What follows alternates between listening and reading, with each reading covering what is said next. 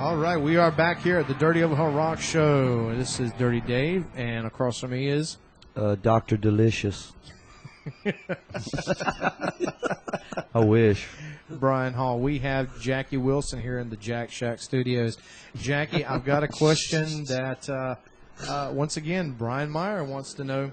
Says, Jackie, do you have a personal opinion regarding Ian Bartholomew's hair weave?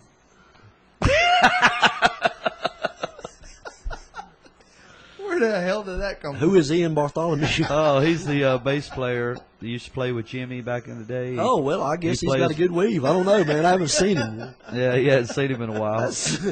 I love it. So Brian, Brian, if you're listening, Ian will be knocking at your door in about 20 minutes. Yeah, he'll be kicking with your a ass. shotgun. Also, Sorry, Ian. here's a good one.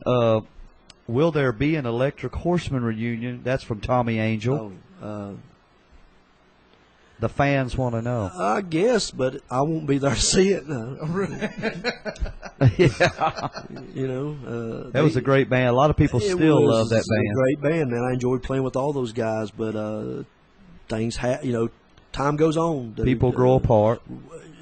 There's 10 million musicians to play with. Yeah. That's funny because, like, I'll run into people that I played with, like, when Fair Warning first started, and they'll be like, yeah, man, a lot of people's talking. We need to get the band back together. I'm like, My band is back together. But I haven't stopped. That's like I've been going 17 Exactly. years. I'm It's still like singing. So, no matter who I sing with, I'm still singing. yeah, but I think they mean that they want to get back together. Well, sure. But that's fine, you know.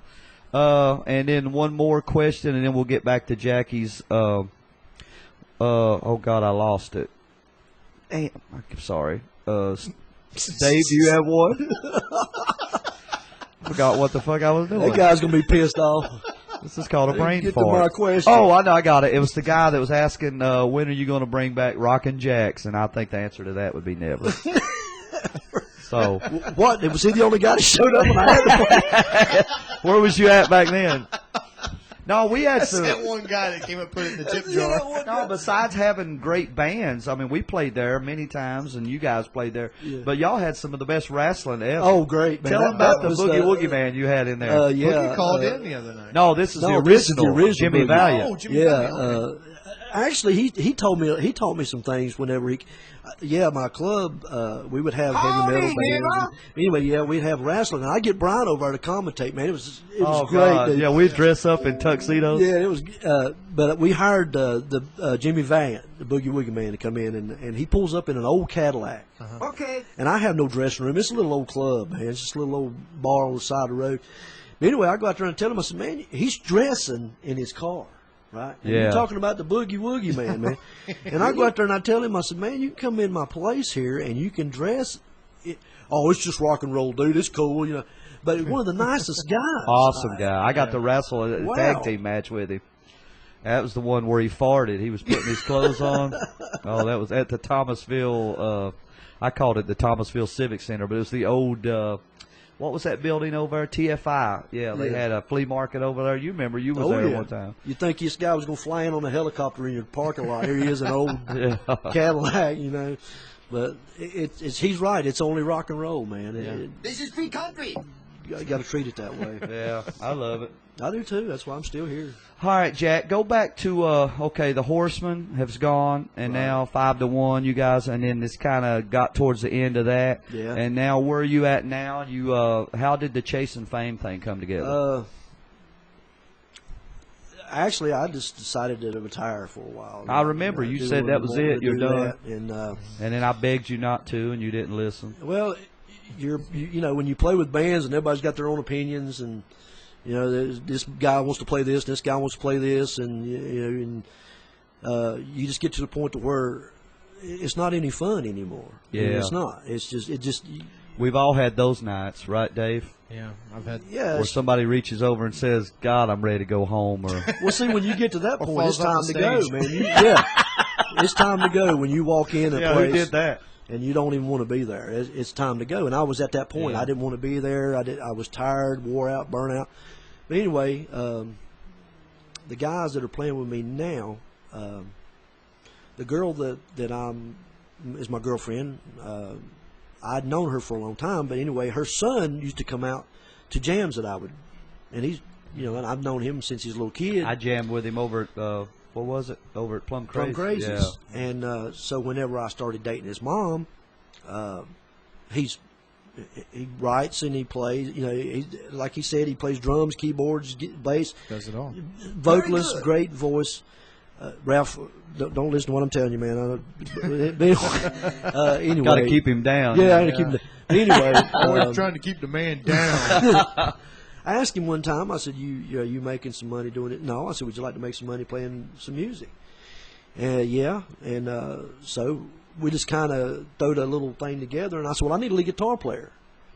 And the guy that plays guitar for That's his how it original starts. This band, guy yeah. knows somebody that knows And he brought somebody. him in, and this guy is 19 years old, plays everything, and he blows my mind, man. We'll be playing somewhere, and somebody will come up and go, "Hey, can you play so-and-so?" And he'll get on his phone and play it right there, and then we'll play it. And I've Man. never had this experience in a band before. Just imagine him in another 10, Yeah, 15 it's years. unbelievable. I've never had this experience. And they show up, they play what I want to play. The great players. I mean, it's hard for me to explain what I feel about playing in this band because there's no hassles, there's no bullshit, there's no Ego. egos, there's no anything. It's just, man, let's show up and play. They're making some money. They're having a good time. They learn the stuff. I don't know. It's like and the drummer that I have, he comes up. He don't care what. He just plays. He don't say anything about what we're But playing. he's been around a while, right? Yeah, I I've remember known Monty seeing for a him. long time. I can't remember where. I know he was in a band, and I can't remember which band. But as you know, after a while, they all It all seem to comes blend runs together. Yeah. Well, right? me and him had talked for years. Just meeting. I'd meet him in a club, and he played for a band called Savage Heart, which was a Okay. band around when the Horsemen was together. Oh, okay, And I we don't would talk remember back them. then, but we never played in a band or anything. So He I used needed to play a around the fill-in. corral a lot, right? Yeah. I needed a fill-in drummer because we had hired a drummer, and he just didn't work out. So I'd called Monty, and I said, "Look, man," I said, "I need a drummer. Do you know anybody?" He said, "Well, I can play. I'm playing in a band. I can play." And he came out and filled in and did great. And rest is, like you say, history. I mean, Right. we're doing fine and having a good time. And I thought it was my day to go, but it's kind of give me a renewed thing. Yeah, you ain't going anywhere. We ain't gonna not let right you. now. No, I'll never forget because Jackie said he had retired. You know, he wasn't going to be doing that anymore. You know, you really didn't hear much from him.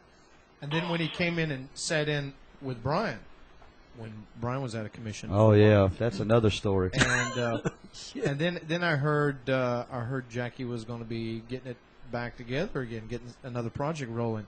And I was talking to Jackie, and I was like, "So you coming back out of retirement?" He's like, "Yeah, man, I got you guys to blame for that." Yeah, I really Like, did. Yeah, because he says you guys get along so great. You know, when you go out and you play and you goof off and you cut up and there's no real drama, nobody's backstabbing nobody. And I said, "No, we're just stupid." That's why. Actually, that's what it was, man. I wouldn't fill it in for you, and I thought, wow, it's One of my many surgeries. It's still, you know, It's making me a woman after all these years. is that what it is? Yeah, Is I that why know. your voice is getting higher? I'm post-trans. Post-op. You noticed that too? He's getting the boobages. He's always like, "How you doing that?" Well, there you go. But, Got that right. Well, you know, his wife already says when I call his house, says, "It's your wife, it's your girlfriend." She see my name pops up on this. Well, she used to do that to him, but he quit calling. Now it's Dave. She said, your girlfriend's on the phone. So we have a girls' night out. Sometimes you from time to feel time. like that when it's a marriage. You know, Yeah. bands are marriages. You hate each other and you love each other. That's man. it. I mean, our band, when we get together on the weekend, man, we fight like hell, but then, you know, I wouldn't want to play with anybody else. I mean, Yeah. So that's unless Van important. Halen needs somebody. That's but- important for bands to know. Always play with musicians that you get along with, because it won't last long. Chemistry's got to be there. Exactly. first. And it's never going to be perfect, man. No matter how hard you Never. try, no matter how hard you're like, okay, this guy won't do this. You can't make another grown man. You can ask, hey, you're a guitar player, will you play this song? If he hates it, even if he learns it, he's not going to play it well. I mean, he's not. Well, I mean, he'll go through it, but I mean, if that were the case, we'd be practicing twice a week. I would like, but before this interview is over, I would like to tell the musicians and the singers out there, from my experience, musicians need to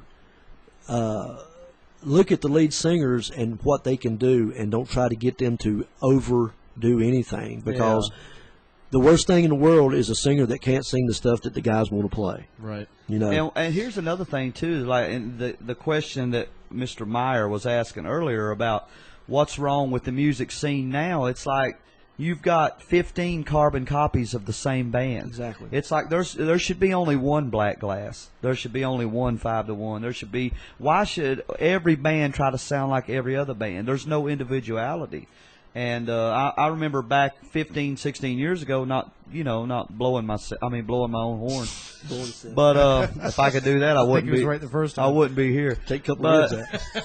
But we started out being the only band that was playing like dance music and crazy shit and the gangbang song and all that. And now I can go to any club and it's the same shit. I'll tell Dave, I'm like, damn, wonder where they got that from.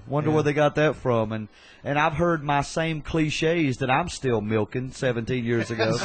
I've heard them too. I'll go in the club and somebody's like, where's all the horny people? And I'm like, yeah. damn, wonder where that came from. Yeah, or if we go into a restaurant and say, you take food stamps? Yeah, I've been saying that for 20 years. So yeah, they place bets on who's going to say it first, me or Brian.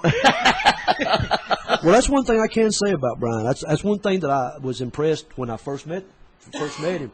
You talk about back when I cared. Well, yeah, when you cared about it.